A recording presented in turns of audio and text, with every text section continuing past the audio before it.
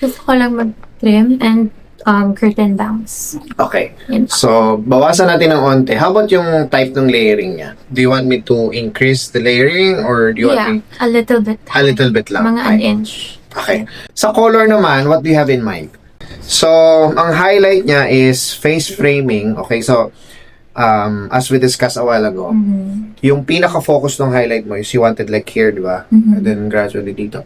Tas less lang dito. Less, Okay. yeah. So, let's try a few, yung shade.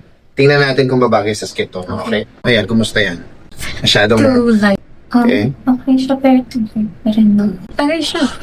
Ha? Bagay siya. Oo, ganda, di ba? Feeling ko mas sophisticated ka talaga sa mga... Darker. Oh, color, darker, no? I like this one. Oo. Ayan. This is also nice. Ganda rin siya. Yeah. Alam mo, maganda rin kasi makapal yung buhok. Kaya ang ganda rin ng parang latag mo. Ang laki. Tama lang yung tingkad. Sobrang nagaganda. No? Oo, di ba? Ganda ng placement ng highlight.